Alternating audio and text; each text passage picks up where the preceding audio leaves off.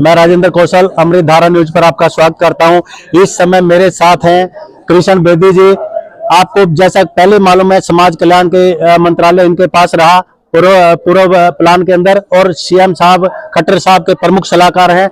आज गांव धनौरी पहुंचे तो जानना चाहेंगे कि ऐसी समाज के बीच में आज किन बातों को लेकर के सरकार की बात जनता तक पहुंचे, उस मामले को लेकर के। और खास करके खट्टर साहब कल नरवाना में आने वाले हैं संत शिरोमणि गुरु रविदास जी के जयंती पर, तो ऐसे में हम इनसे सवाल करते हैं। बेदी जी नमस्कार जी। कल 3 तारीख को जी मेला अनाज मंडी नरवाना में संत शिरोमणि रविदास जी का जयंती समारोह जी 646वां हरियाणा सरकार द्वारा आयोजित किया जा रहा है। उस कार्यक्रम के मुख्य अतिथि के तौर पर हमारे हरियाणा सरकार के लोकप्रिय मुख्यमंत्री श्रीमान मनोहर लाल जी पहुंच रहे हैं, और हमारे बहुत से नेता कृष्ण कुमार जी, बनवारी लाल जी, रामचंद्र जांगड़ा जी, सुनीता दुग्गल जी और अन्य हमारी भाजपा की टीम, जिला अध्यक्ष हमारे जवाहर सैनी जी, बहुत से लोग कार्यकर्ता उसमें काम में लगे हुए हैं। आज मैं यहाँ गुरु रविदास सेवा समिति द्वारा आयोजित इस कार्यक्रम में यहाँ पहुँचा था। मैं गांव के लोगों ने बड़ा भव्य स्वागत किया, और कल भारी संख्या में ये लोग उस कार्यक्रम में पहुँचेंगे संत शिरोमणि रविदास जी महाराज के जयंती समारोह में।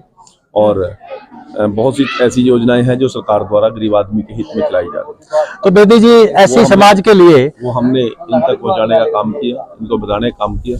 बहुत सी चीज़ें हुई हैं, बहुत सी चीज़ें अभी पेंडिंग है, और उसको हम जल्द ही इन लोगों से इसको लिखित में लिया है और शीघ्र अतिशीघ्र उनको पूरा करने का काम करें। सर, जनता ये मानती है कि जो नेता लोग हैं वो इलेक्शन के दौरान तो बीच में आते हैं, लेकिन बीच में फिर गैप आ जाता है जब तक सरकार रहती है।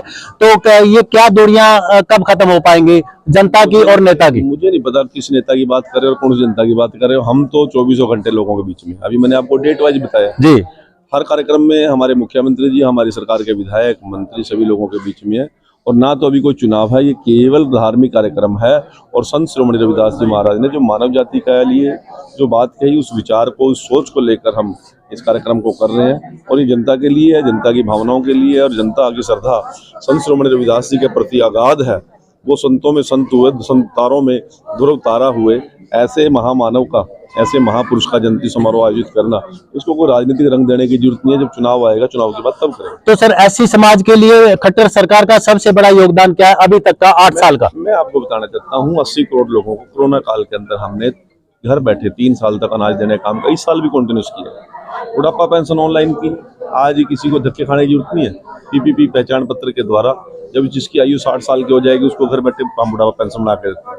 आयुष्मान कार्ड एक बहुत बड़ा माइलस्टोन है। अब उसी प्रकार से उज्ज्वला योजना के तहत प्रत्येक घर के अंदर हमने सिलेंडर पहुंचाने का काम किया। ऐसी अनेकों योजनाएं हैं जो गरीब हित के लिए हैं। गरीब का बच्चा आज अच्छी अच्छी नौकरी पर लगता है, बिना पर्ची बिना खर्ची। हरियाणा का इतिहास बन चुका है जी। ऐसे ऐसे गरीब घरों के बच्चे अधिकारी लगे हैं जो सपने भी नहीं सोच सकते थे। पहले क्या होता था कि यदि किसान का बेटा था तो जमीन बिकती थी, यदि गरीब का बेटा होता तो भैंस बिकती थी, और यदि उसके पास भैंस भी ना हो तो फिर माँ की नाक कोका बाड़ी बिकती थी। आज गरीब का गरीब बेटा बड़ा सा बड़ा अधिकारी, बिना खर्ची और बिना पर्ची वाला। तो सर, बीजेपी की 2024 के लिए क्या तैयारी है? अभी ये केवल ये धार्मिक कार्यक्रम के लिए मैं न्योता देने के लिए आए हैं। जब राजनीतिक तौर पर आएंगे हम, तब राजनीति। धन्यवाद सर, बहुत बहुत शुक्रिया, थैंक यू। ये थे हमारे साथ कृष्ण बेदी जी, प्रमुख सलाहकार सीएम खट्टर साहब के। गांव धनौरी पहुंचे और कल का प्रोग्राम जो गुरु रविदास जयंती के उपलक्ष्य में ये यहाँ धनौरी में पहुंचे, और उनके लिए आपने देखा है कि निमंत्रण देने के लिए ये यहाँ पर पहुंचे और खास पेशकश की अमृतधारा न्यूज पर। मैं राजेंद्र कौशल, जय हिंद, जय भारत।